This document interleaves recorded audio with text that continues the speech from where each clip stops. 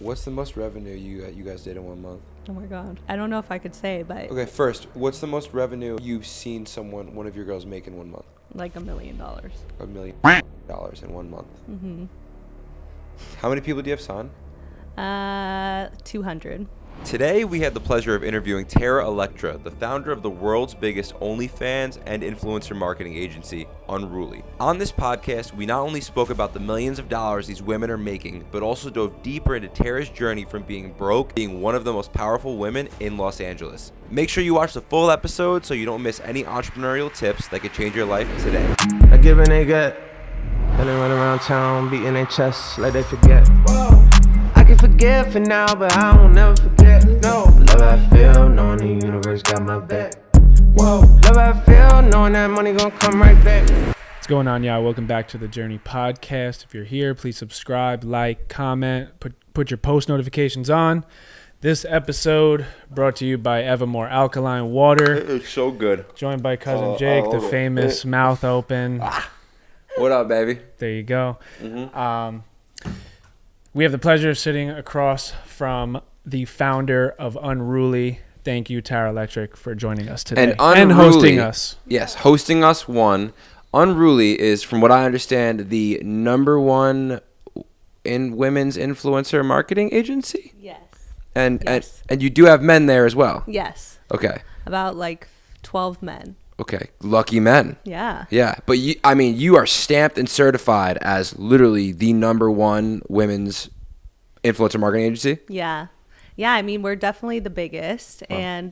And what was interesting is, I didn't know it at the time, but like a lot of the big talent agencies, they have a social media department, but there's about like 15 to 20 people in that department because the rest of their departments are very traditional, like TV, film, music, right? So there's not enough like people really studying the internet and how to monetize.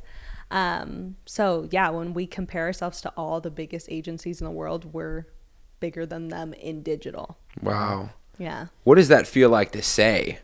Yeah. That's a crazy thing. Because I admire, like, one of the things that I really set out to do, and I told you downstairs, is I want to be the greatest something of all time. I have so much different aspirations, but I love when I look at like a LeBron James or someone. He's obviously, one of the greatest basketball players of all time. Like, you have already done it. You have the greatest women's influencer marketing agency of all fucking time. Oh, it feels cool. No, it's weird. I'm like, if anything, I'm too humble. Yeah. And so like when I was interviewing you on my podcast, I'm like, I love how confident you are, because I think that's something, I'm confident at the end of the day of like what I do when it comes to my work, but I'm for some reason very humble all the time. Like if anything, I need to like put myself at the forefront and own it more, but I'm always like, I'm very much like all about like helping people, so I almost like sit on their level to like encourage my employees and people to feel like they can get there. Right. And sometimes that fucks me over, because what I've been learning lately is like when you make anyone feel like they can be on your level, some people take advantage of that. And so that's been interesting. But at the end of the day, like I'm not a very like boastful person, so it makes me feel like, yeah, that's something I'm learning. Yeah. So yeah. Where did the idea of Unruly start? So me and a previous business partner built it together. I was working with influencers for a long time. And I remember like back in the MySpace days, I like loved social media and then went onto Facebook, loved it, was addicted to it. And I remember distinctly like being at my dad's house when I was younger and being like, okay, if I'm addicted to it, I need to make money from it. And that was before influencers were a thing. Like I remember saying that. I'm like, I need to figure out how to make money on here, like on the internet. Right. And so fast forward, had no idea that I was going to be working with the internet in that way, really, because it was just like a thought I had and it passed on. And so I just got addicted to like looking up stuff online, and then that's when people started to slowly make money online, and then I started researching how do I do that and all this stuff. And then I heard about one guy that was working with one of the first like really big influencers at the time, and I begged him to be his assistant. So I was like, can I please be your assistant? I'll help you. Who was the influencer? Vitaly. Oh wow, that's hysterical. Yeah. That's cool. So the guy that he was like helping manage Vitaly. And so he was the only person I knew at that time that was like working with influencers. So, and that was before influencers were really like labeled like that. Yep. No one knew what to do with them. And so I asked to be his assistant, started, and then really quickly it was like a blessing, even though at the time I didn't know, because the guy that I worked for, it was just me and him, and he was so good at like opening doors, but he wasn't good at like executing on the things he said he was going to do. And so I was going to all these like crazy meetings at like the YouTube headquarters and all this stuff, and I was like, this is so cool. And then we'd have like this full meeting about all these things we could do together. And then he'd leave, and then he'd go hang out with like the influencers on the couch and just chill and shoot the shit. And then I'm like, we have so much to do. So from there, he's like he basically was like, figure it out. So then Give I'm it like, the keys. Yeah. I was like, okay, shit. So I was like, I'm just going to figure it out. And so I just started Googling online, like how to make pitch decks and stuff like that. So then I was like making all these decks, and I was putting a plan together for what we could do with them and like how it would all work, and then showing it to him and be like, what do you think? And he's like, okay. And then kept doing it from there. And then so that taught me a lot. And then he got a deal with Lyft, the rideshare app. Fire. Before Lyft was big, no one really knew what it was going to be. Yeah. And they wanted to utilize influencers to get downloads. And so he did a test with Vitali, and it did so well. Got crazy amount of downloads, and he got like $5 every download. And then from there, he's like, okay, we need to get more influencers. So I started project managing and building out the entire campaign for that, like tracking it all, how many. I made this all up too. Like they didn't have a formula for like how they did this, because it's their first time working with influencers. So we really just like built it out, and I started managing it all. And he was so good at like meeting influencers and getting his name out there and whatever. So we ended up getting 500,000 downloads for Lyft in like 12 months. So it was crazy. Oh my God. And that's $5 each person? Yeah. So was that 2.5 million? Is that my bad at math? I don't know. I'm not good at math either. Yeah, whatever. It was a shitload of money. Okay, yeah, so it was a really like successful campaign. But from there, he like when he lost that, he was making a ton of money. And this is all with Vitali? Yeah. No. This was starting with him, and then we got so many other influencers. Oh, other influencers on board. Okay, cool. To do the same thing. Okay. So from there, once he lost the campaign, because it wasn't really a loss, it was just like, it was successful. Thank you so much. Like we're big good now. We're good. We're getting organic downloads. He went into like depression, and I think that was a big learning lesson for me to see someone succeed at that level. And he was making so much money. I was still getting paid the same amount as assistant, like not making anything of it. Oh, he didn't throw you a bonus or anything like that? No. Oh, damn. Which is fine. Like now it's such a big learning lesson, but at that time I'm like, I'm doing so much, and I was at his house till like 10 p.m. at night, like doing so much, but it was a big learning lesson for me. I watched him make like probably hundreds and thousands of dollars a month. Wow. And when he lost it, he was like, spiraled a little bit, because that like was gone all of a sudden, and he created his lifestyle around that. And so that was a big learning lesson for me, to see someone like, you can have it all and then you can lose it the next day.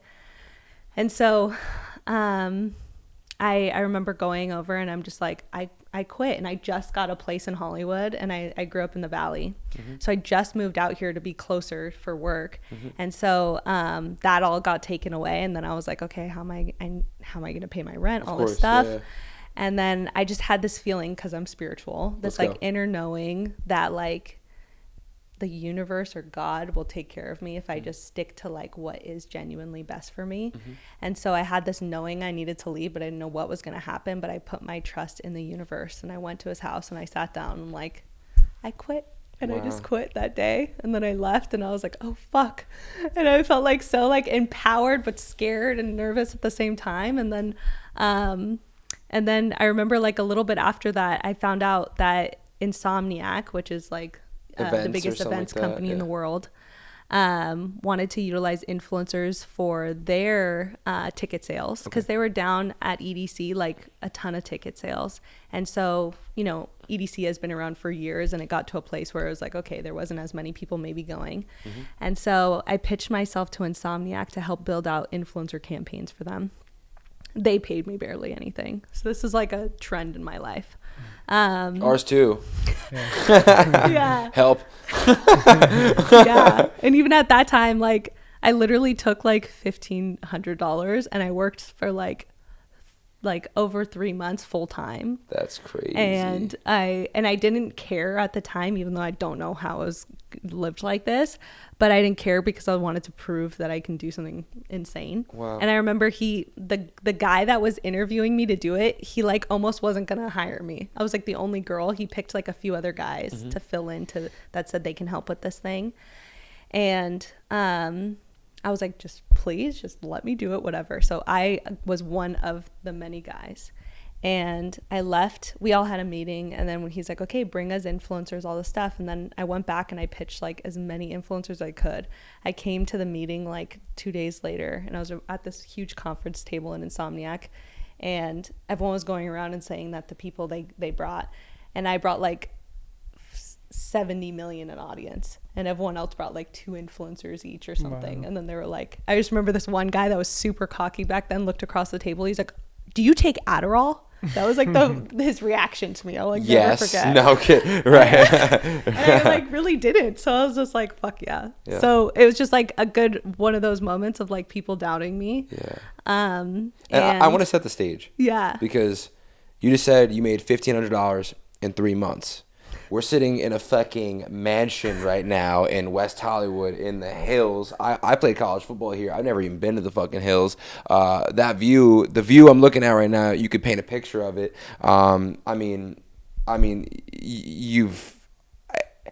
To just hear like you made 1,500 and now like you did this, you know, it's just very inspiring. So go on. Thank you. Yeah. So then the guy looked at me and he's like, okay, I want to work with just mainly you. So the guy from Insomniac, and he started focusing just on me, and I built out an entire campaign for them. I think it was like half a billion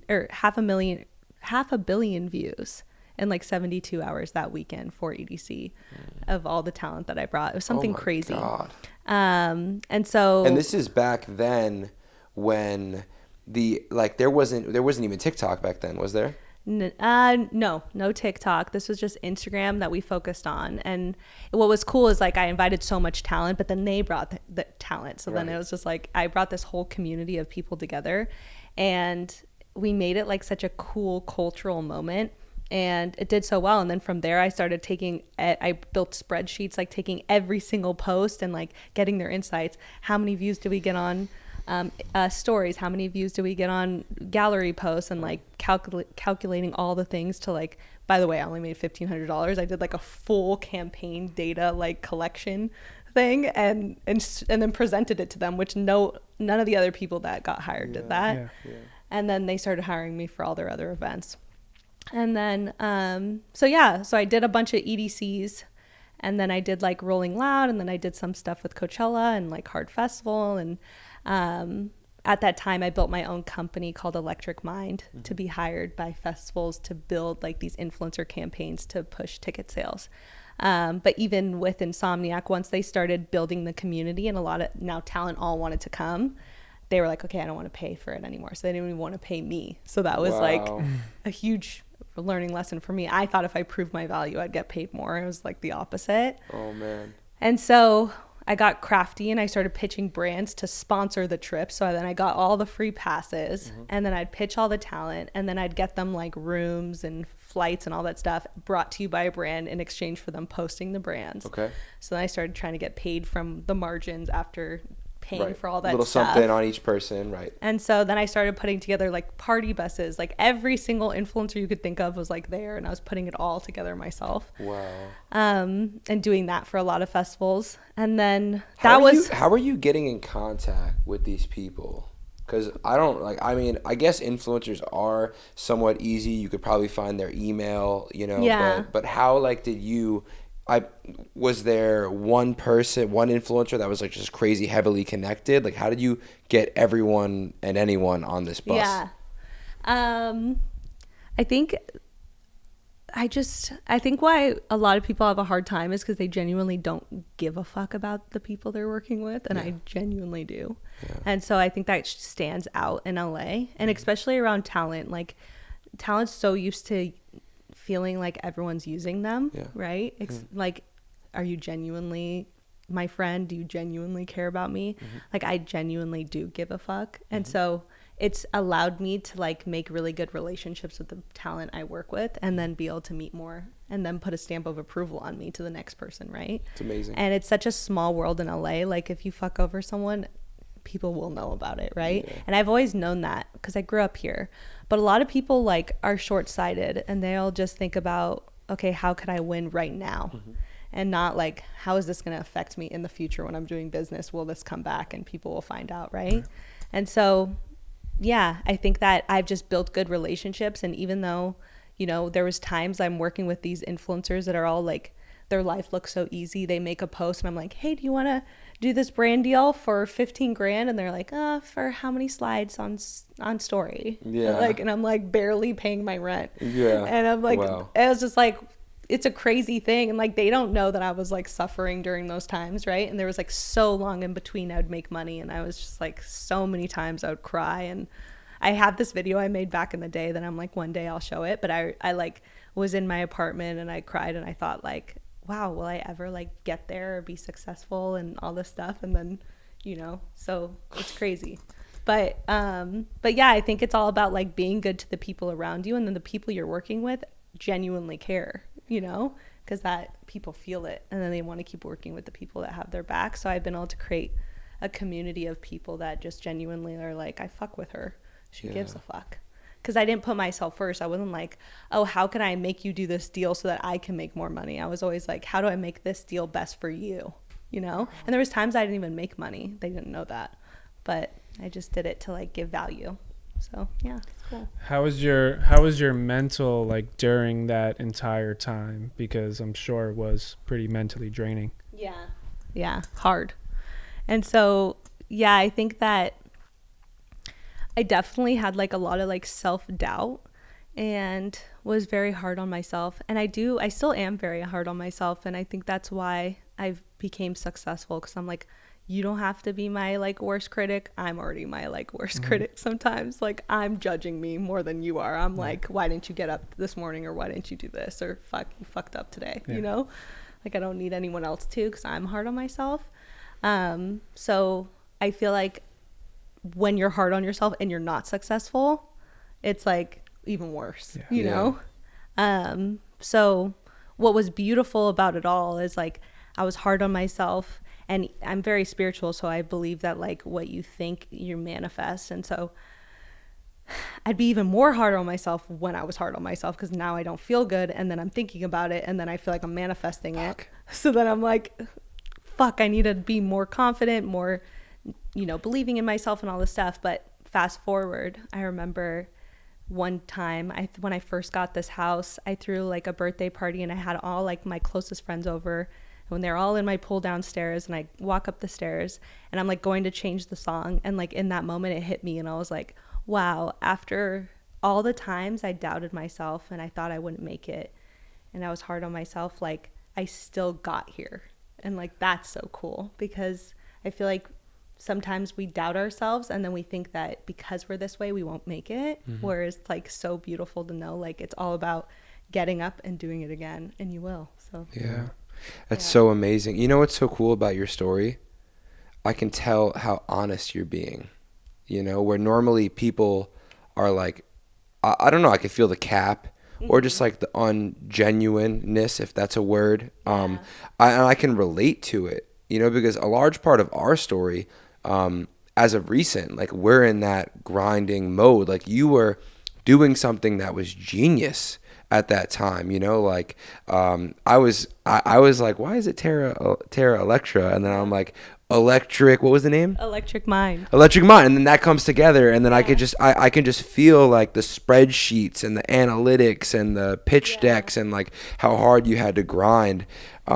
It's just so beautiful. Now, I guess my question to you is, where does that work ethic come from for you?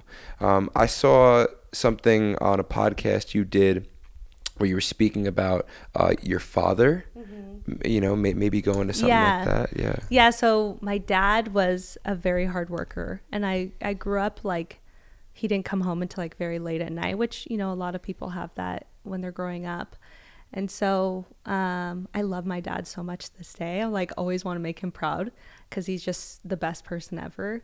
But he didn't have enough time to like really spend with us. And so he always told me like, work hard while you're young, like do it now. Like these are the times, like, you know, you can do stuff. And so I saw him doing it. And then I always was like, you know, initially I like wasn't good in school and all this stuff. And so I remember when I was younger, I felt bad about that because I wanted to make him proud. And he's very strict too. Had to throw that in there. He is. Right. He's a Persian dad. So he's like very strict. And I feel like that's where I'm very much about respecting myself and need people to respect me because it comes from that. But yeah, he was very hard on me. So when I wasn't good in school, I was like, oh fuck, like, you know, this isn't working out. And then I got held back and then I asked to be homeschooled. And yeah, I started just like working on my own, sitting at home, like figuring. I remember I was like a different type of homeschool. You go in, you do like, you get your homework and then you go to home and you're supposed to do the work of like a full week's work at your house by yourself and then go back and then get graded and whatever. So I ended up learning how to work by myself. Because I didn't like being in school. Like I hated rules and I hated like structure. I've always hated structure. And so then when I got out of school, I really didn't know what I was supposed to be doing. So I didn't really find the part of me that like worked hard until I started doing something I loved, you know? And then it was like once I started being like, okay, this is something that excites me, then that part of me like really came out of like what he instilled in me of like working hard. Because I think before I felt lost a lot, and I still like, what's crazy is I don't think you ever, even when you get the thing you want, you never feel like, oh, I know exactly what I'm going to be doing and I see exactly where to go. And you always feel a little bit like, now what, or unsure of your next step. So what I've just been learning is that like you're always going to feel these ways. And at the end of the day, it's about, you know, getting up and going again. But my hard work definitely comes from him. And it got to a point where it was unhealthy. Like I told you on my podcast, like I got my first panic attack and I never had one before. And so what it's shown me now later is that I need to like take time to like balance my emotions because you can get burned out for real. I didn't take a trip for like 3 years and I just like built my business. Even though like my partner was going on trips and hanging out with influencers and I'm like sitting at the office being like, nope, you had to keep working harder. Like people are looking at us right now. They want to see us fail. And like I've seen people get it all and fail and got to work harder, you know? Not you, yeah. So yeah, I don't know. It just comes from probably like proving it to myself. Yeah, you spoke about, I mean, you just said right there how it's like never enough and stuff like that. And that's something that we've been speaking about recently is because like I wanted to ask you, someone who has accomplished like crazy things and has had like uber amounts of success, what like, is that really a thing that it is never enough? Because like we always like we do something cool and like we feel like we're leveling up and we're taking strides forward. And then like the moment it's over, we're like, we feel like we don't, why do we feel like this? You know, like we do something like we interview a crazy guest or we do something, we get a sponsor and like immediately you get some satisfaction. And then we're like, the car ride is dry where the music sucks. Like we're just weird. Like we just interviewed someone huge. We closed a sponsor. It's cool for like 30 minutes and then it just fades. It's so true. I see that too. So like even at the highest level, like you still feel like that? Yeah. Yeah. Damn. That sucks. And that's why spirituality, right? You said you got into it in the past year and a half. Yeah. And it's funny because I'm like, it's a weird like balance in my mind because I'm like, I don't want to feel like it's enough right now because I want to do more. Yeah. And so like as much as I could like go deep into spirituality, like I did like a 10-day meditation. I got very spiritual to the point where I felt like I couldn't talk to anyone because I felt like everyone was like, everyone's energy. They were just, I felt like anytime I'd talk to someone, it was so like surface level talk, and I couldn't have surface level talk. I'm like, do you see the world is fucking crazy? Like we're literally manifesting everything. Like it's so powerful once you start to learn all this stuff. And so I started to feel like I couldn't have normal conversation with people, and I was like, okay, I'm going too much the other way. So that was a part of my journey to get to where I am today. But I then was like, okay, rewind. And I started just working really hard and focusing on my goals and stuff. And so I always say that, like, when I'm at a place where I'm so successful that I don't have to work anymore and I can retire and just chill and I'm like, can do whatever I want, that's when I'm going to go like super deep into spirituality beyond what I've ever done, because I do think that you never will feel like it's enough.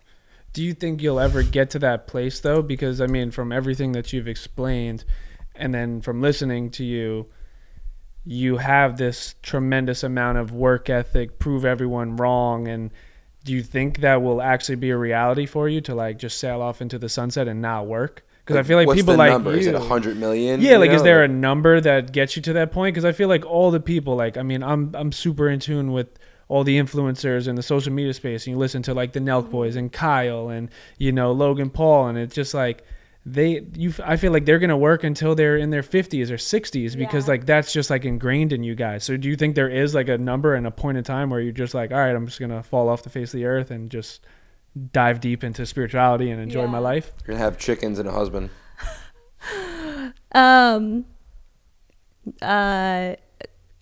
It sounds like really bad to say, but like I really want to be a billionaire. So bang. The B word comes out. I want to be in a place where like money doesn't matter. Yeah.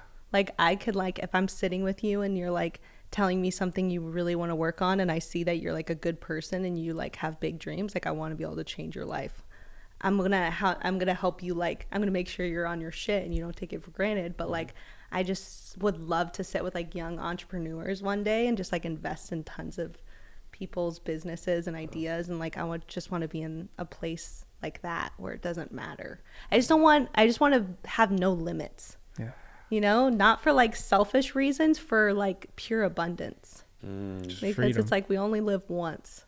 You know? Yeah. Like that's why it's called the $1 Billion Baby Podcast. Yeah, I was like, I don't want to say million because then I'm stuck there. You have to say billion because like if you land a little below, it's fine. You're gonna get a B, and then hopefully we can end the podcast. Let's not start the $1 Trillion Baby Podcast. You know, like let's cut it off then. Yeah. I want to rewind. Okay, so you start doing your thing. You do all these influencers. You have your own business now, Electric.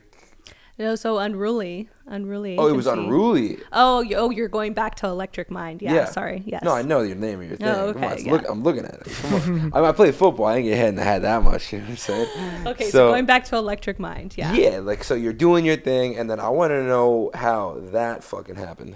Yeah. So worked with talent a lot.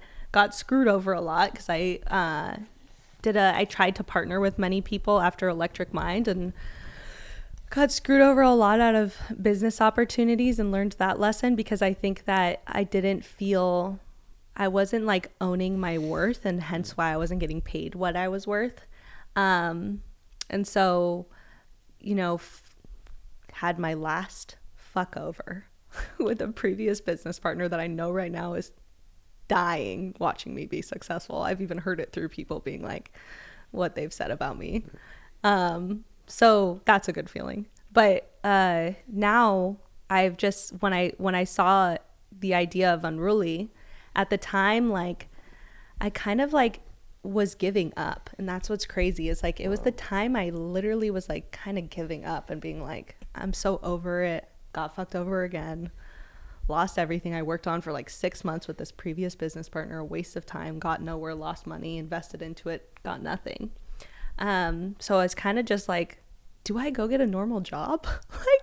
And I never saw myself really like working for someone else. I just like never did. And the time I did one time, I only lasted for a few months, and they were like celebrating their wins. And I'm like, it's not my win though. Like I just felt that for myself that I need to have my own business. But yeah, it was the time where I was like, okay, maybe I get a job. Maybe I work somewhere else. Like, and that was like really hard for me to say. Like doing what? Like what were you even thinking? Like a pizzeria or something? No, like maybe go apply at like a YouTube and like work in social media for a company. Right. You know? And so like, And I had a friend of mine at the time be like, honestly, like you could help a lot of the talent you already know by working at somewhere like that. Like maybe you can help them. I'm like, okay, it's a good perspective. It's a good way of looking at it. Like it took me a while to get there because I was like, nope, never. I'd rather suffer until I get there. And it was like almost like once I finally like let go, that's when it happened. And that's what's crazy. Before you go on, so I didn't even tell this on your podcast because I just forgot, and then that just brought it up to me. You know, when I did that 30-day social media detox, so like TikTok, we have a good TikTok. I think we have like 245,000 followers on TikTok. Wow. So like we crushed it there. Yeah. But like, well, that's not really crushing, but like we thought it was crushing. But like, yeah, you guys are doing great. Yeah, but then but Instagram. You start growing a following Instagram. All right, now we're fucking around a little bit. Like now we're getting valuable over there, right?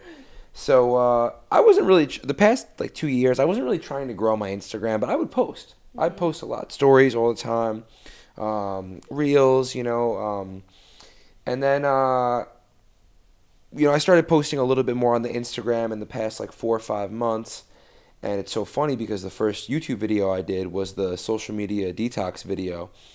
When I started the social media detox, like when I deleted Instagram off my phone, I had 7,000 followers.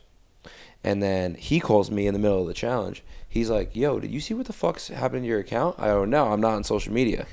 And he's like, yo, you have like 20,000 followers. That's so cool. I go, what?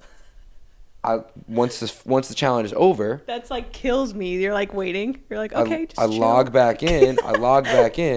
I have 26,000, 27,000 followers on Instagram because 2 of my last videos, I've been trying to get a viral video for a while. Both of my last videos went like crazy, 3 million, 4 million, 5, like they went, and they were banger clips. And you know me, like you know the passion, the conviction, the looks, how you doing, you know. So, but like they fucking went, you know. But it took me deleting the app, you know. That's crazy. And I wasn't in a position to quit, but like I was gonna quit short form because I was like I'm gonna go to YouTube. You know, and still that's my aspiration, that's my goal now, but it's just so funny now because I have, since I was like 2 months ago, now I have 110,000 followers, you know, and it took me letting go. It's so true. Yeah. It's like the more you're watching and looking at your numbers and obsessing over it, it's like the more you're resisting it. Yeah. And it's hard to not do that. 100%. It's like every time you need to go back to like loving what you're doing. And that's what I have to keep doing even with my podcast. Like every time I want to like judge it, because I obviously am around tons of talent that has multi-millions of views. They're like, oh yeah, this video only got 1 million views. And I'm like, okay. Right. Like it's hard not to compare, but I always go back to like, Tara, why are you doing it? Because you genuinely love to do it. Like you have to like let go. It's hard to do. Why are you doing the podcast? Because I have these types of conversations with people already, and it's like the reason I do this. Yeah. Like the reason I work is because I like love talking to talent and helping them and seeing like how they got to where they got, or love talking to business owners, and like these are the conversations that like fulfill me and make me want to work in this industry. And so I was like, why don't I do that so I can connect with even more people? And it's already helped me meet so many new people. So it's been cool because I love like connecting with people and networking. So fun. Yeah. Who's a dream guest for you? Joe Dispenza. Let's go. Yeah, you said him on my podcast. I'm like, oh, he's so sick. Yeah. Have you reached out? No. No? Why not? I feel like I need to get to a little more. Okay. You keep growing. Okay. I like that. Yeah. I want to simplify his teachings because they're so complex. They are complex. Once he starts going, you better be paying attention. Exactly. Yeah. And I already know because like when I watch him sometimes, I'm like, okay, I'm like trying to, and I feel like unless you're like someone that's like super done the work, it's very hard to understand. Very. So I want to like simplify him and be like, come back down to where most people are sitting. You know? Right. Oh, we gotta rewind. Unruly. Yeah. So you're killing it now. You're doing good. Blah blah blah. But then what? How? This is like what? How does that happen? Yeah. So basically, I started. So I had a guy ask me to come to a meeting, And he's like, hey, Tara, I think you would really like this space. And he's like, came over and he showed me like how to monetize talent on OnlyFans initially. And I remember being like, oh, I cannot touch that space, you know? And he's like, you know what's funny? This is how I know Unruly. yeah. Because I thought it was like, well, because when I saw it, it was like Abby was like link in bio. I went to bio, I saw Unruly, and then I was like, Abby's like this sweet little girl. Like Abby does OnlyFans, you know? Yeah. So like, I guess, go. Yeah. Go for it. So he's just like, you would do so well in this space. And I'm like, oh, I cannot like touch the space. And he's like, look at this girl. Like she's making like $20K a month. And she had like barely any followers. I'm like, oh, that's crazy. And I never heard of it at that time. Yeah. And I walked away. I was like, oh, can't do it. And then he's like, well, let me know. Like me and my friend are going to do it together and like you would be good or whatever. Or they had like 2-3 accounts. I don't know how many accounts they had. They had a few. And he's like, I feel like you could really like blow it up. So I'm like, okay. So then I went back and I was like, okay, if I was to touch this space, because this is when I was like giving up and almost going to get a job. And I was like, if I was going to touch the space, like how would I do it? So then I put down like an entire business plan and a deck. I have the deck today.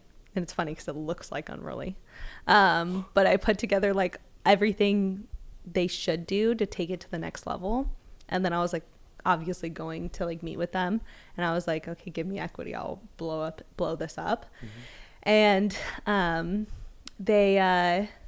they basically were like, oh, this is really cool. And then they're like, okay, well, we'll let you know.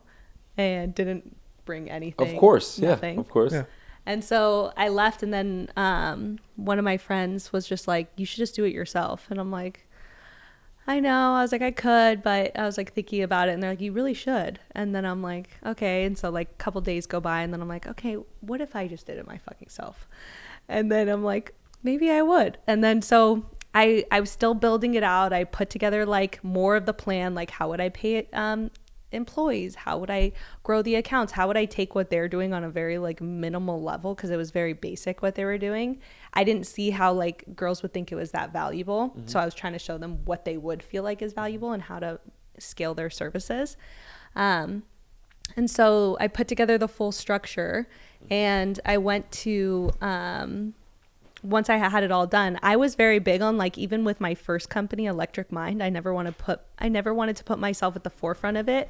I liked that no one knew who owned it. And everyone's like, why don't you say that you own it? I'm like, because it's bigger than me, you know? Yeah. And so I was very much like that with this. And so when I went to a meeting with the person that became my business partner, I didn't want to tell him it was going to be my thing. So I told him like, hey, if you want to refer some talent, I have this thing that I'm working with that these, you know, I made it seem like a separate thing from me.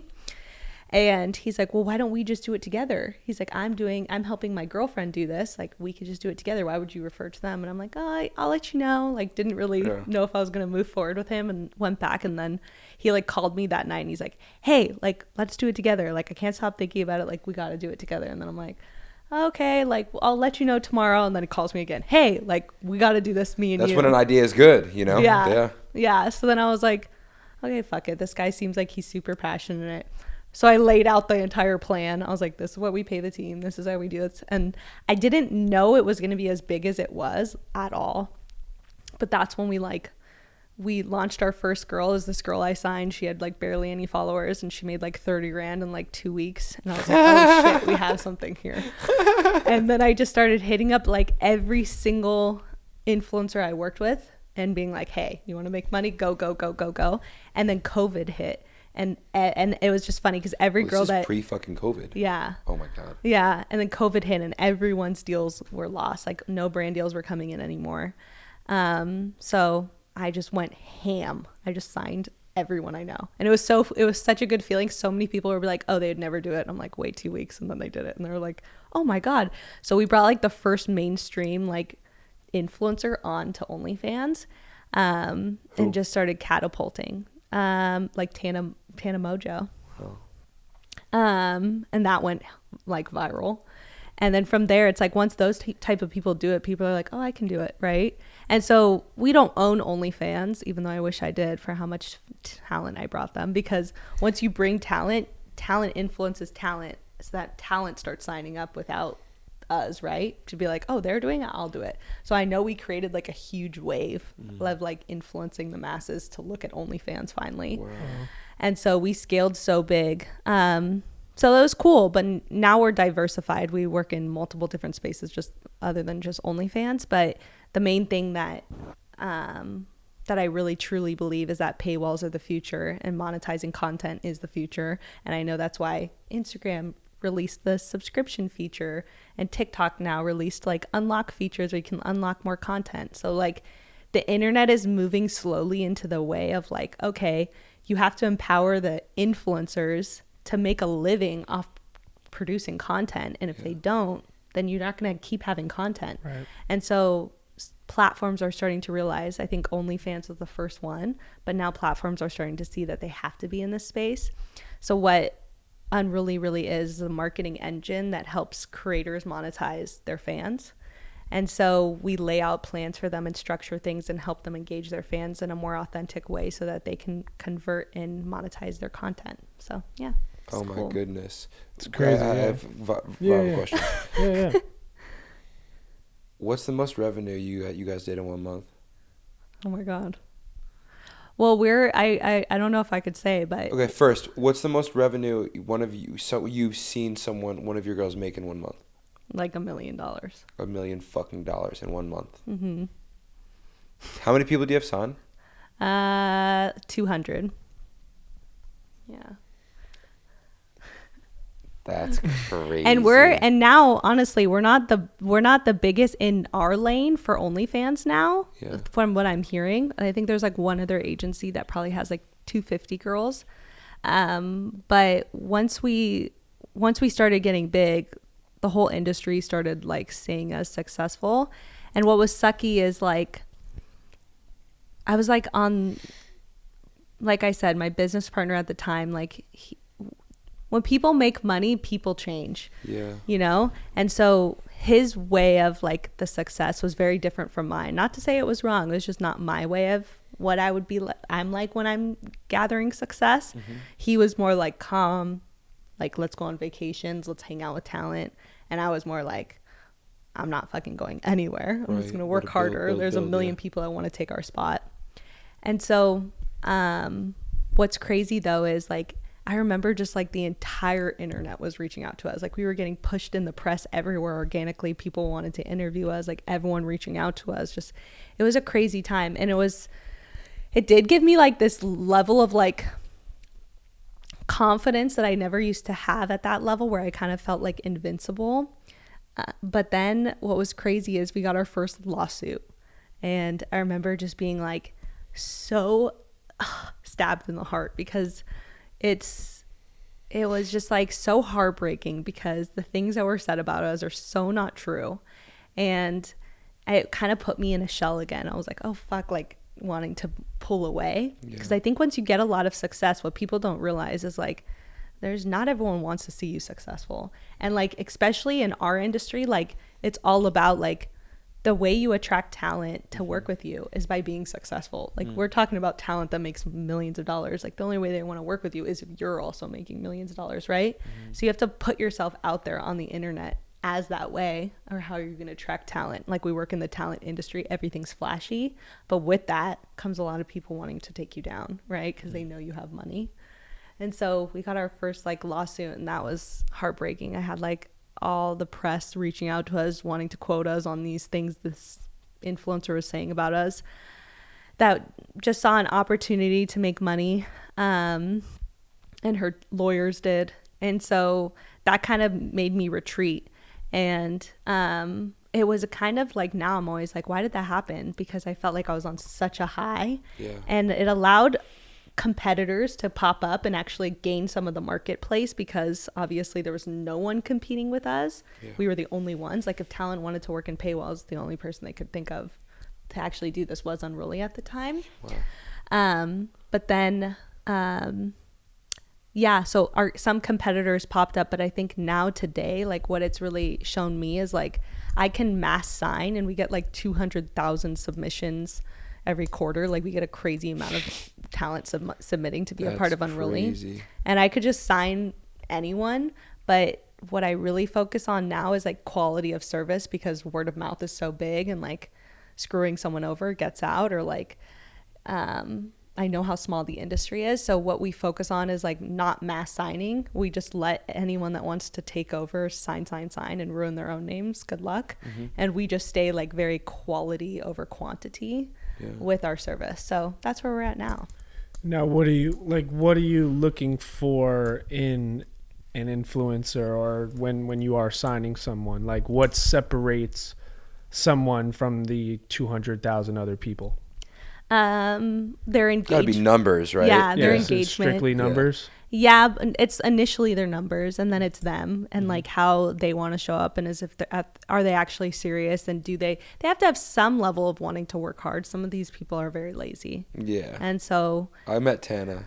she's the best. Yeah. She's probably just one of my favorite people, to be honest, just because she's never changed from the day I met her. She's always stayed the same, no matter how successful she's gotten. But some people are, ungrateful, and some people, and especially talent, like to be famous, you almost have to have like some level of like ego. You have to have a kind of a big ego. And so some of these people think it's always all them, and they don't know business, and they don't know what goes behind a business and how you build a business. And so some of them don't value having a team. And so that's hard. And so that's something you have to learn with working with talent, is like which talent is worth your time investing into, because some people are just never going to value what you do as much as the next person. So I think it's about like obviously engagement, and then it's also about like, can you work with this person, and are they worth your time investing into? So because the hardest thing about working with talent is you're investing yourself into somebody, not something, and something doesn't fuck you over. It's somebody can fuck you over, So it's a hard industry to work with talent. It's a bar. Now, all right, so you had me on your podcast. Now, I am not the biggest guy in the world. I will be, but and the reason why you had me on is because you're into all the self-help shit. I could feel it. Like, you're fucking into it. I know you are. Now, my question to you is, does it feel weird? And maybe educate me if I just don't know. Does it feel weird being so into spirituality, but then originally running an OnlyFans agency? Yes. Yes. And initially I'm like, I never made an OnlyFans because I was like, I'm too busy. And that was always my reason. And all the girls would be like, why don't you have one? I'm like, I'm just too busy. But I was truly too busy. But at the same time, who knows? Like, I just, in a way, like the way that I felt like that. And then initially I was like, is this right? But the more I started working and doing it, I started to see that, okay, there's so much of the talent that was working so hard, posting all this shit for free, to then pitch themselves to a brand to be like, will you work with me? And then a lot of that, what happened was talent was being unauthentic to the content they genuinely wanted to make, because they were trying to align with what a brand would want. And so we were very much on the internet was seeing like false lives, and we still are, but we've seen a lot more authenticity now. And I think people are starving for authenticity. And so it's kind of what was really cool is it's bringing the power back to the creator to make the content that they genuinely want to make, and then they can get paid. And so obviously OnlyFans has the stigma of like, it's like porn and all these things, but genuinely at the end of the day, like the biggest reason that they go to OnlyFans instead of porn is because it's connection. And so creating a connection with your fan base is so valuable. And there's people that would message you for years that you would never respond to. But if they're paying to talk to you, you will respond, and you really will give them advice, or you really will care about them, right? Because now you're sharing your time. And so I've just seen like the creators create a whole new connection with their fan base and be way more authentic through their content, and like maybe not wear makeup or tell them about their struggles or show them the inside of their house, and they don't show anyone else on the internet, And so I think it's a really cool place outside of just the sexual content. It's like really connecting with your fan base. So I think for me, I've been able to see it as a way of like empowering the creator to do what they want to do. Because at the end of the day, even though a lot of the OnlyFans agencies that have popped up in the space they don't know how to monetize you unless you're being super sexual. Right. We're really big on like, we never push the talent to do anything they don't want to do. It's always like, what do you want to do? And then we'll create a plan, you know? Yeah. Like, we'll help you structure it. We'll help you stay aligned with it. And so, yeah, they get to choose at the end of the day. So, yeah, you know. Well, go for it. I was going to ask, since, I mean, this is obviously like it's been a huge topic of discussion, especially with, you know, all the Andrew Tates, the Sneakos, you know, all that, like the hyper masculinity guys. I want to, like, what is your take, since OnlyFans is so new and there is so many females getting into it? How do you think it's going to affect these girls maybe down the road because of the stigma that comes with it? Like, do you think a lot of these young girls that are 18, 19, 20 years old understand what they're getting into long term? Because like I'm sure there's a majority of them that do want a husband, family, stuff like that, and then from the man's perspective in society, a lot of them are like, stay away from OnlyFans girls. So like, how do you think that's going to play like down the road? Question. Because this is our first time with this is OnlyFans. You know what I mean? Yeah. It's only a couple of years old. I know, it's crazy. So we haven't had to deal with this yet. Yeah. Good question. I think at the end of the day, like I always, and I don't think that it's this way for the market, because it's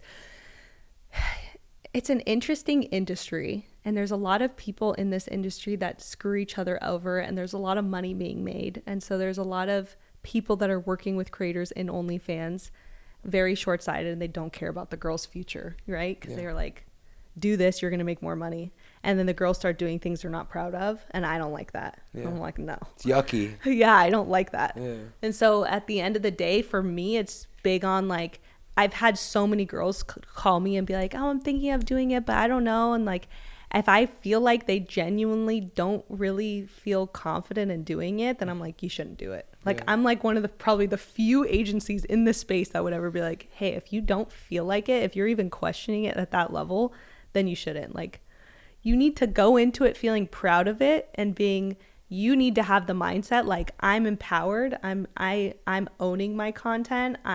If you're going to look at me, you should fucking pay for it. Yeah. Like, you have to have a whole different mindset, and I'm not going to make you have that mindset. Right. You should have the mindset. Right. And so you should be proud of it when you're doing it, because I don't want them to regret anything. Yeah.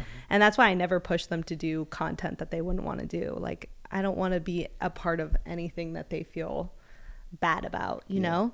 And so, and also because I genuinely like see a lot for these creators beyond OnlyFans, and that's why Unruly's building out so many other ways for them to grow and monetize their careers. And we obviously have a full brand management department and things like that. So I genuinely want to help them in other areas. OnlyFans just happens to be one of the most lucrative businesses. Yeah. But what's really cool is the world will catch up. Who knows when? And there's already like, I have a influencer we have signed that's literally on Dancing with the Stars, and that's they're awesome. On OnlyFans. Wow. And they're on Netflix all the time. Netflix literally put like, I love you at their Instagram handle in their bio on Netflix, and they have like 40 million followers on Netflix, right? Wow. On Instagram. Right. So it's like, as much as people want to talk shit, it is the reason people go to OnlyFans is because it's taboo. If it wasn't taboo, would anyone really care? No. Would anyone be rushing there to be like, what's she gonna do? Yeah. If it was just normal. Yeah. So it's like, it's funny because it's like, in a way, it depends how you look at it, because in a way, like, now's the time to take advantage of it, because everyone's scared to do it, and the things that you do that you're not following the crowd are the things that stand out and can catapult you. Yeah. So there's two ways of looking at it. And so I'm very like spiritual, and there's certain parts of it I'm not aligned with in the industry. Yeah. Of girls doing things they're not proud of, or putting out content that they regret. Like, all that stuff doesn't resonate with me and doesn't make me feel good. Yeah. But at the end of the day, I've seen beautiful parts of it. Yeah. And so I choose to focus on that, and then I choose to like focus on that with the people I work with. Yeah. I mean, my opinion of it is, you know how I was saying before how, you know, like sometimes I go into relationships with a female that I know is probably not the right fit, but I don't really care because I know either way I'm going to learn something from it. You know, I think that's how I view it, you know, if from this place of, you know, and because there's decisions in life that like really matter.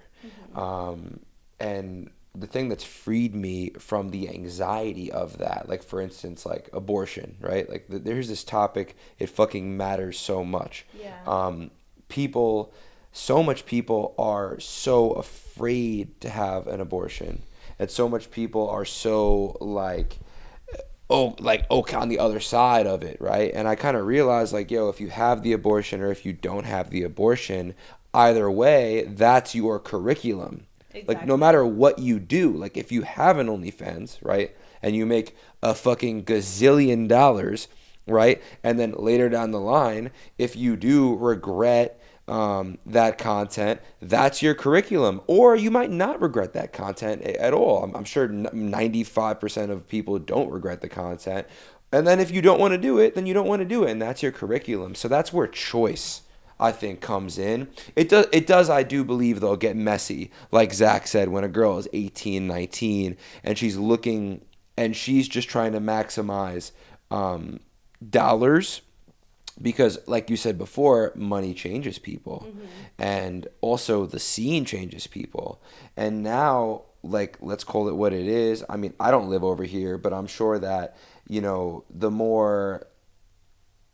Honestly, now that I'm kind of thinking about it, everything happens for a reason, and anybody that starts one it's good, you know, good for them. It really doesn't matter, I guess. Yeah, it's like at the end of the day, they're gonna learn something, like you just said. Yeah. And so, like, I think the biggest thing is if you're deciding you want to create an OnlyFans, is like, why do you want to do it? Yeah. Weigh out all the cons. Yeah. What if I get married? What if my kids see this? Like, will it be harder for me to date someone? Will guys take me seriously? I think you should weigh out all those things, and you should come forward with confidence, knowing who you are and why you're doing it, and that you're going to show up and the right people are going to be attracted into your life for the right reasons. You know what I mean? Yep. And the internet is changing so quickly, and like we just don't know where the internet is going. Think about how many things are coming out like that we never would have thought. Like thinking about someone paying for a photo was like absurd at one point. You would never think. And like now people are willing to pay for the content. Like just like Netflix proved that. I feel like people used to watch commercials to watch their show, but now we showed that the content is valuable enough. People would rather pay to not see the ad. And so that's what OnlyFans is. They would rather not see you post your brand deal and say, hi, brought to you by blah, blah, blah. They would pay to just see you. They want more of you. And like that, we're proving that the content is valuable enough, and people are just starving for like authenticity and connection and rawness. So like that's where the internet's heading. And so with that, I think there's going to be all sides of us that are shown in the future when we look back and be like, oh shit, look at me there. Oh God. Like we're all going to, if you're on the internet, which the internet is a huge part of making your career now and being successful, like what brand can come out and not know social media? Like nowadays you can't. Everyone from the juice bar down the street, like to everyone is like, we have to be on social media. How do we learn social media? Like, and it's, and the juice bar owner is going to be more successful if they also have a brand, if they also are putting themselves out on the internet and talking about, you know, oh, I'm an, you know, entrepreneur, I just opened this juice bar, you know, we really, you know, it's so important to us that we have juices that have these minerals, and like that's going to make me want to go to his juice bar more. And so like we're all learning that now, and Gen Z is learning that massively. So imagine what they're going to be putting out, and then what stuff's going to be out of them in the future. So it's just interesting. I think there'll be like, everyone's going to have a lot of shit on the internet.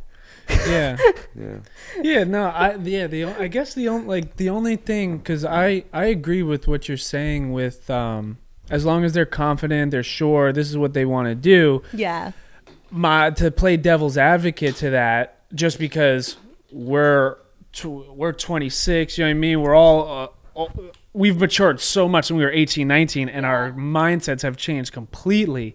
That's the only thing that like I just still kind of look at it in a way of like, maybe at this moment right now, I get it, you learn from it, but like that is a life-changing decision at 18, 19 that maybe at 27 you're going to look back, and I get it, you know, everything happens for a reason, you learn from it, but we're talking about just like that's stuff that you can't change. That's the only thing that I agree with that too. And to be honest, I don't really think I work with any 18 or 19 year Oh olds. yeah, not saying you, but I'm just saying, but there is their fair share. And then also, I guess what I think, and then I don't know, OnlyFans is also, it's just showing how fucking weird some guys are though, like in the world. Well, what I think it shows is that, like, you know, there's so many people right now that are lonely. And like, you think that they're going to OnlyFans to see the girl's naked photo. Yeah, there's a lot of people that are, but majority of the people that are spending are wanting to connect with someone. Right. No, I get the messaging and stuff like that, but then you have your fair share of dudes buying like bath water for like $500 and underwear and socks. I don't think that stems from OnlyFans. I think that stems from the internet. No, that's the internet, but I'm saying, but now there is a way, like, I guess on OnlyFans, like that's a thing, like you know what I'm saying, like click this if you want to buy the bat. I don't know. You can do that. Oh yeah. I mean, there's people that sell everything. I've literally heard of the craziest shit. I've heard of girls like, I mean, it doesn't happen at my agency, but I've heard of girls like selling their farts. Like guys like buying a jar of their farts. Like, I mean, there is crazy shit, but that's what I'm saying. It's just it could go so left. I'm with you. You know? Yeah. No, I get what you're saying. I think crazy. Sorry, we're interviewing you hard. I didn't think it was. No, I don't mind. I don't mind. I'm just curious about it, just because it is such a thing, and like because like our OnlyFans, right, subscription model, because I think OnlyFans like paved the way for this, but now then you have like the Patreons, right, and stuff like exclusive that, where, like, podcast exclusive episodes, podcasts, like that's our merchandise. OnlyFans, right? Like we want to build a, like, you don't need to have 1 million followers anymore. Like, you know, if you have 10,000 people paying you $10 a month, you're making $100,000 a month. And all podcasters should have a Patreon. But that's the goal, you know, for us. So like I'm all for the subscription model, you know, but I'm just curious about it, just because like it's so in our face now and it's so new, and like, you know, so much more about the industry than me and him. Like we just talk about it here and there as guys, whatever, but like we have no real knowledge on the industry. Yeah.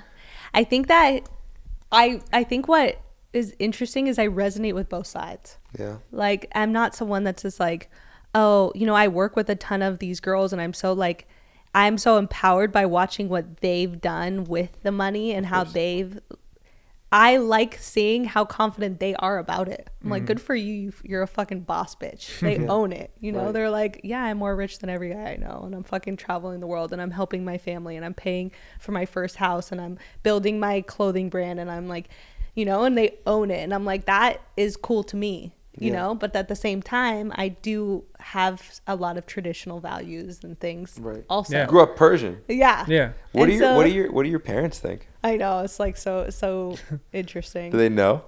Yeah, but like, yeah, I think that like initially my dad was like, saw like the press articles that came out about me and was like, you know, like the negative ones when we got the lawsuit, and thought this was like all real. And what are you doing? I'm so worried about you and all this stuff. And I'm just like, you can't believe everything you read on the internet. Like, you know me, I'm a good person, you know? And so like, it's weird. It's also very weird because when you work in this space, it's very easy to make you look bad because you're working in a space that's so taboo. And so like people already want to judge you and hate it because of it's new and it's weird. And I agree and I can resonate with those parts. But at the same time, the world is changing and the internet's changing and you're empowering people that are living a life that only like the top 1% get to live now because they're taking advantage of a moment in time where they've spent years of their life building this audience and they didn't know how to monetize it. And this is how they know how to monetize it. And they're doing things that they love. Like majority of our girls don't even do nudity. Yeah. You know? And so like, good for them. Fuck yeah. They're making 6 figures a month. Yeah. You know? Yeah. No, I want to give so much flowers to you, because you could have had a press person in the corner, you know, been like, off limits, stuff like that. You know, you're so open, you're very open and you're honest about it, and that's one of the reasons I could tell why you're so successful. Thank you. Is because you're just honest, you know, like which is beautiful, which is really beautiful. So that's a lesson, boys and girls. Like, hey, you want to succeed in business? Like, I mean, well, you also. I'm gonna be honest though as well. You got blessed in a sense of like you stumbled upon the fucking wheel, the wheelbarrow. Like you created the wheel. Like I'm not saying I'm not taking anything away from you. Yeah. There's nothing I'm taking away from you, but I'm saying I almost wanted to ask you before, do you feel blessed because that you with the opportunity, it was just like it just lined up for you. So I guess I do want to ask you that question. Do you feel blessed? One, and then I have another question. I want to move into relationships after this. Yeah. But yeah. Do you feel blessed? So, yes, but no at the same time, because like everything I went through in my life, and I failed at so many things. And like I said, I've been fucked over so many times by people that I were like the closest people to me in business. And so what it was showing me, all the times of me getting fucked over, having no money, living on my savings, not knowing if I was going to pay my rent for years, by the way, not just for a little bit, for years. It showed me that like every single moment was lining me up to know exactly what to do in this moment. And so I think it's about, Oprah Winfrey says this on a video. She's like, there's no such thing as luck. It's when preparation meets opportunity. And I always like stuck with me because I literally was getting prepared to know exactly what to do in this moment, how to structure it, what talent would want, how to grow it, how to drive traffic. I learned so many different parts of the internet by that time that I knew exactly how to do this in a way that would be very valuable to talent, would help them scale beyond their wildest beliefs, that I was just like, it all lined up. And I went through all the things to get here. Just like you were telling me on my podcast, you're like, I've done so many videos, or the fact that you filmed before, you know exactly how to film the episodes because of years of probably learning how to do that. Right. And so like, now people can look at you and judge you like, oh, it's just so easy for him. He got 70 million views in 6 months, you know? And you're like, no, I've done so much shit to get here. So I don't, yes, I feel blessed now, but at the same time, I feel like, you know, the universe will give you things if you just don't give up. And so I always say that. I'm like, I will never fail because I'll never quit. So I'm never going to fail. And so I'm just going to dedicate myself to something and never quit. But there was something else I was going to say to you when you said, do you feel blessed? What's it like dating as like a super successful woman? Not easy. Yeah. Yeah, I feel like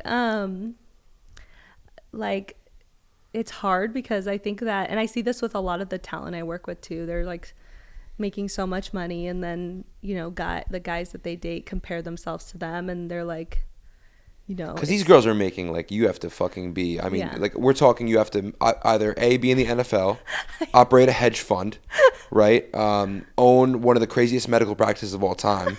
Think about $1 million in a month is no fucking joke. Oh, yeah. Like we're talking trust funds, Formula One. You can't, I mean, you could hit big on stocks and shit, but fucking Umar Ashraf made $7 million in a year. Who even knows if that was profit? That guy's a savage from Saudi Arabia. Your girls are doing better than him. How do you compete? I know, that's so true. That's so true. Yeah, so I see that a lot with the girls I'm working with too. And like I run a business, so like for me, I'm like running most of the profits we make through growing the company. So it's very different for me. I'm investing a lot of my money back into the company to keep growing it. But I see it a lot with the talent. Yeah, it's hard for them to find people. And I would say that too. Like, I think for me, my reasons are different than theirs. Like, I feel like I'm going through something where I just feel like it would be hard for someone to understand me, is what it feels like when you're a female that is like working this hard, because it feels like I would have to like date someone that also was working very hard, because then they'd just be like, they wouldn't understand it maybe. And then I also am going through so much stuff every single day, and so much is happening that I feel like it's hard. It makes me feel like it'd be hard for someone to relate with me, you know? So much is happening, so much is going on. Like, I deal with like employees and talent and legal and new opportunities and where the internet's going, and all these people coming to sit in meetings with us from all around the world that want to work with us, and having to look at their businesses, and then someone fucking me over, someone leaving on like a $50,000 bill. Like, there's just shit that's happening every single day that I'm dealing with, that I'm just like, it feels like if I dated, like, where do I begin? Like, what are we going to talk about? You know what I mean? Because I work so much. So that's been hard for me, because I'm so addicted to working that, I don't know, I just assume it would be hard.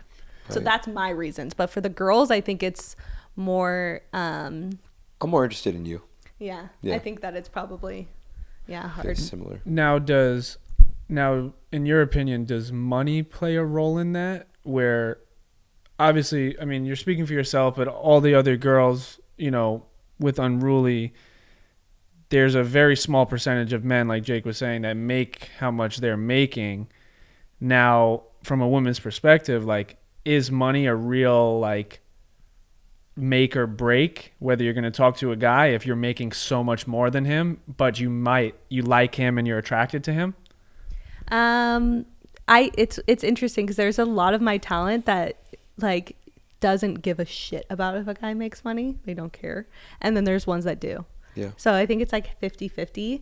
I think what happens is the guy, because it's very like masculine energy to take care of a female, it becomes like a very like it's not a stable relationship. And even though the girl's like, I genuinely don't care. Yeah. Like the guy shows up in an insecure way because it's not like as much of what we're used to. Yeah. Right. Yeah. So I think there's that whole dynamic. For me, I just feel like I need to date someone that's like super hungry, abundant. Like I don't like someone that's lackful. That's like, oh, this is so expensive, or this, like, I just like, I don't want to be around that because I'm trying to constantly level my money mindset up. And so it's not like about that I judge people that don't. I help people every day that don't have money, and I've changed so many lives and I've made so many first-time millionaires, and it's fulfilling. But at the end of the day, I don't want to, you are who you hang out with, and if someone's constantly like living in a lackful mindset, that will rub off on you. So I think for me, it's all about being around people that are abundant, that know they're going to get there, that, you know, don't put limitations on themselves. So do you think that, you know, we talked before about how there's so much men that aren't self-aware.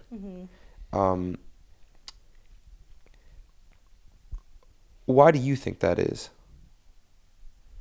Yeah, good question. I don't know. Maybe it's feminine to be more in touch with your emotions. Yeah. But I feel like it's so cool. I'm like, I don't know. I personally love it. Like I don't like being around people that don't have depth. And like I remember like one of the craziest things that I manifested was I manifested like a specific guy without knowing. Like I didn't purposely know I was going to manifest him. But like when I first started manifesting, I made like a movie book. It was basically on my iPad, and I read about it that you could pick a bunch of pictures on the internet and play music and watch it every day. And so I searched like beautiful house, like yacht, all these things I want in my life. And I just Googled hot guy, screenshotted this guy. I was like, oh, he's cute. Put it in the thing. Didn't think much of it, and was just like, oh, this is a type of guy I would like, and this is the type of whatever. And then fast forward like a year later, I literally didn't know I met him because I didn't really think of him in that way. Like I just didn't know it would be him. And I stopped watching it for like a while, so forgot what he looked like. And then I started dating this guy, and he was literally exactly what I would be interested in. And then very quickly, like I dated him for a while, but he had like no depth. Yeah. And so it was just like he wasn't connected to his spirituality. He wasn't deep. He wasn't in tune with his emotions. And I'm like, I don't care how fucking cute you are. I cannot look past it. You know what I mean?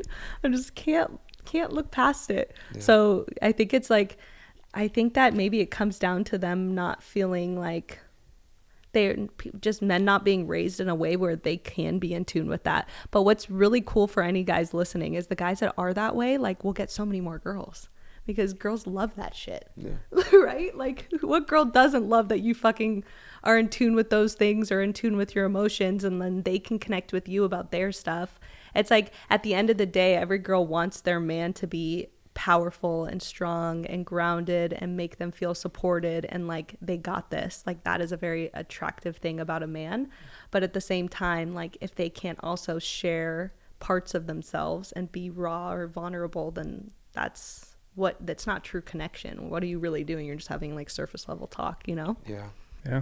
How do you manage your mental health as like a big time, you know, like you're so, what I said before on your podcast about, you know, I've just been building and my mental health has been suffering because of it. How do you manage that? Because you also said that in the past year and a half. When did you get your first panic attack? A year and a half ago? Yeah, I would say like a year and a half ago. It wasn't last April, but it was the April after that. So I don't know. Yeah. So well, I guess my first question is, number one, when you first got your panic attack, what was like the plan of action? Did you know what was happening? What was that like? Yeah, it was really weird because I like I said, I went to a 10-day meditation before, like when I was super spiritual. I meditated all the time. And at that meditation, you literally couldn't write, read, or look anybody in the eyes. Like, it's called Vipassana. So I don't know if you've heard of it, but so it felt like I was in there for like months. It was just like so whatever. But anyway, so that's how spiritual I was. I literally went to a meditation like that. So I was very deep, and I felt like at the end of the day, I always could find my center. Like, I never like black out on alcohol or anything like that. Like, I always can like bring myself back because I like had a strong inner feeling. But then when I had my first panic attack and that happened, I felt like very like I lost that part of me, which was crazy. Like, I was like, who am I? Like, I wasn't familiar with this part of me, and I couldn't bring myself back to my center no matter how many times my mindset like went down this path. I couldn't come back. I was like, oh, it's just going off. And I was like, fuck, I brought myself back. It would go off again. I'm like, oh my God, I don't have control over me. Like, that was a scary feeling. And you said you had panic attacks, so you probably know that. It's such a scary feeling to not have control over yourself. I hate it. But what I'm actually learning now is that I have fear of losing control. So it's like, if I didn't fear losing control, then I wouldn't probably have panic attacks. And thankfully, I haven't had one since I went on a trip. And I didn't go on a trip for years. And I finally went on a trip, didn't know how much I needed it. I went and saw my family in England. I haven't had one since. Your family's from England? Yeah. No way. On my mom's side. My dad's Persian and my mom's British. So yeah, I haven't had one since. But yeah, I would say it's, I don't know. I think that it happened to like make me slow down, maybe. Yeah. And then how do you, like, what do you do in your day to day to like live, how do you, where do you get your fulfillment from? From working, sadly. I don't know if that's sad. I'm saying sadly because I feel like anytime I talk to like most people, they're like, how are you? I'm like, good. They're like, what's new? I'm like, working. Like, I feel like I don't have anything else to talk about because I'm just at work all the time. But you know, at some point I do need to like create more of a personal life. I've already tried by hanging out with some more of my like girlfriends and stuff and like, you know, doing that stuff. But yeah, I get my fulfillment from working and wanting to prove to myself and not ever wanting to fail, you know? Yeah. You're a beast. Thank you. Yeah. You guys are too. Yeah. I already know you guys are going to go some crazy places and I'm excited to watch it. Oh, thank you. I appreciate that. Yeah, that's our goal. I mean, that's why I said before I relate to your story so much because it's you know, and that's the one thing about OnlyFans that I'm kind of like on, but I think it's just me being a little bit more jealous. Just that, you know, I'm not gonna swing this thing around on the internet. I'm just not, you know. I mean, it would be good for everyone. For $1 million a month? No, I can't. What if you didn't have to do nudity? My goal is to do $5 million a month, inspiring the world. You know, that's my goal. You know, but yeah, but as far as like, so I was gonna say like the thing that like is a little like I like find a little about it is people skip the grind stage, and the grind stage is what built this insane fire. That's so true. You know, and that's what built it in you. But hey, teach their own. But but some people weren't made for that. Yeah. You know. Right. Yeah. Like some people were never gonna do it. Yeah, you know what's so funny? I asked this other girl I was speaking to. I was asking her, you know, no, I mean it's just that's a great point. You have to remember, like some people, like, because I'm trying to find like relatable people, right? And I drive myself nuts, like trying to find like the proper friend group, and I like kind of remember that like not everyone is like this. Yeah. Yeah. Yeah, That not feels everyone's lonely meant to be sometimes. great. Yeah, not everyone is meant to. I mean, like, I know, like, that's your thing. Like, everyone has greatness inside of them, but some people's greatness, I guess, there's levels to it. You know what I'm saying? Or it's like, different. You could be the best but pizzeria no, that's owner, what I'm saying. Like, Yeah. there's levels to it. Like your greatness, like, stops there. There's nothing wrong with that, but Yeah. like, there is levels to Exactly. it. I guess. They're satisfied with that, and that's what they feel good about it at the end of the day. And some of these people now have been able to spend way more time with their family and like, live a more like calm life and not feel like they're in a rat race because now they're making so much money. So, but at the same time, like I don't want to settle for it, but and you guys wouldn't want to settle for it. You have so much more to do. And like, I feel like in my lifetime, it's all about breaking the boundaries and my limitations, and constantly every time I feel like I can't do something, do it. Like one day I want to, like when I'm really, really wealthy, I want to create a movement. That's what I want to do in the future, and make featured films. So I'm going to go like a totally different direction. Yeah. But yeah, I just want to get to a level where I'm like, everything you think is like crazy, I want to do, because it's just like we only live once, and that's just the life I want to live. So can you give us the most challenging, like what would you say is the most challenging thing that you've had to deal with, maybe ever, maybe if you've never spoke about something or something you feel like sharing? Most challenging thing, if you have anything, I think going through that lawsuit was very challenging for me. It broke my confidence. Did you have to end up paying? No, it wasn't about the money. It's just about the slander. Yeah, it's about people thinking that was true, and then realizing that I can't change people's perspective of me, like that's crazy. Like people that don't know me are going to think that this is true. Like if they read that, it just looks bad. Can you say what they said? Yeah. Like in this interview they asked me to speak and I didn't.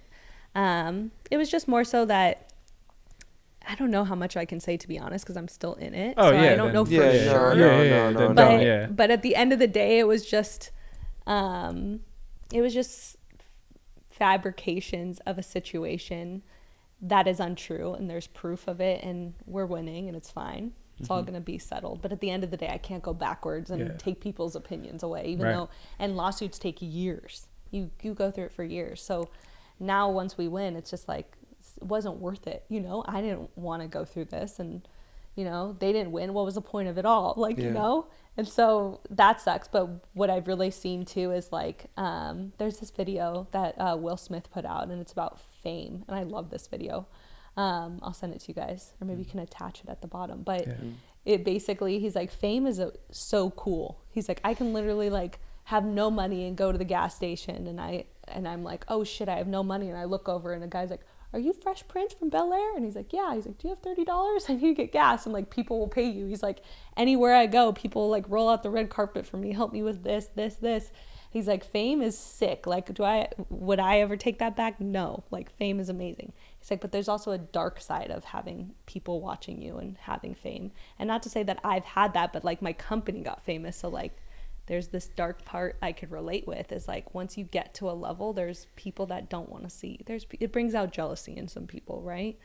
And so he's like, the sucky thing about fame is I have 15 lawyers on retainer at all times, just because of the amount of lawsuits I get regularly. Like, oh, he walked past me in a crowd and he hurt me. Like, say he was getting bombarded by fans. Like, he knocked me over, and sue him for that. Like, there's so much shit once you get successful that you get sued for, that it's just like, if you look at the biggest companies in the world, like Tesla, Apple, all these people, if you look up how many lawsuits they have, it's insane. But it's normal. So I know I'm like getting myself to be like, it's normal. And every like rich person I know, because I have some like very wealthy business owners that have like mentored me, that I talk to, that are just like, oh, welcome to being successful. When I got my lawsuit, they're like, that means you're doing something right. And I'm like, that's so dark, that's so sad. That's the world we live in. It's like like that's like, welcome to the club.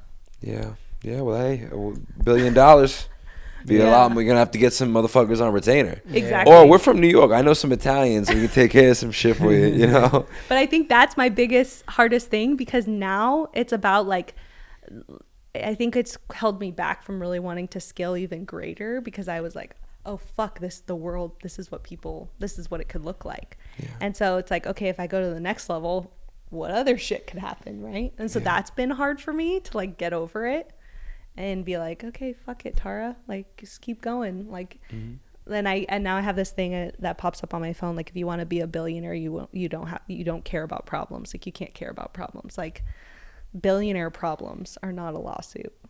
They're not a scratch on their car.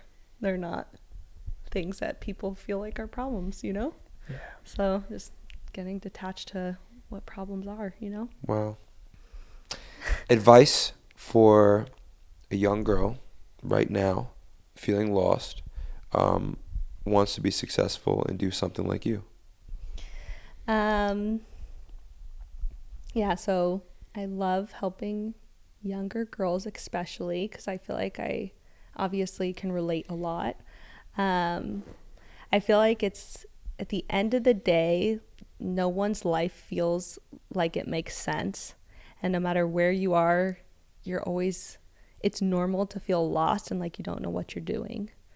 And it's about just like feeling some sort of inspiration. And if you have some sort of inspiration, when you think of something, just do it. And sometimes you don't know where that's going to head and you don't know how to get there, but you just have to make the first step, and that you have to trust that every single thing that you do is leading you and learning you and helping you learn on your journey to get that bigger moment. And so as long as you just keep moving forward, you'll get there. And so that's pretty much it. I'm going to bring this home. What's your purpose? Last question. My purpose? I want to break labels. Like I hate labels. I hate how people label situations, and I hate the traditional route to anything. Like obviously, like the world I built is very like against the normal. It's not normal how I got my career and dropped out of high school and did all this. And so I want to get to a place where it's just about proving that you don't have to go the traditional route to be successful, and that you don't have to label like, oh, I went to this college and that's why I'm successful. Like I want all of that to be gone, and who gives a shit, you know? And so I feel like I'm very much about like breaking limitations to like empower people. So that's my purpose. Awesome. I think. It was fucking great being with you. Yeah, that was great. I know, it was so fun. These were two podcasts that didn't feel like podcasts. I feel like I was just hanging out. Yeah. That's the best ones. Yes. That's why it's funny, because everyone's always like, do you prepare? I'm like, no, I like not. So it's cool that you guys said, you're like, I'm not going to prepare. We're just going to go for it. Yeah. Well, you're a badass. Good for you. Keep going. You and I both need to figure out how to not just get fulfillment from work, because there is more. So after this, I'm gonna go run shirtless outside and roll around in the grass, and I don't know, take drugs or something. I don't know what I'm gonna do. Take some shrooms. I'm gonna have it tonight out on the town. But before I do that, I'm gonna drink my Evermore. Shout out to them as always. Thank you guys. We started this podcast officially as co-host really not even a year ago. I mean, we had our first viral clip a year ago, but it's basically been a year since we've been rocking and rolling. We're defying the odds. Growing a podcast is extremely fucking hard. Mm-hmm. We did it as two nobodies in fucking mom's cottage. And just this week alone, we interviewed the biggest female sports opinionist in the world. We interviewed the biggest breathwork coach in the world. And now we just interviewed the CEO of the number one women's and overall influencer marketing agency in the world. So if you want to make some shit shake, you can definitely do it. I'm not going to be inspiring right now because that's not how I roll. You watch her podcast because I was inspiring on hers. We'll link that below. Thank you guys so much. Much love. And see you on the next one. Thank you, Tara. Thank you. That was so fun.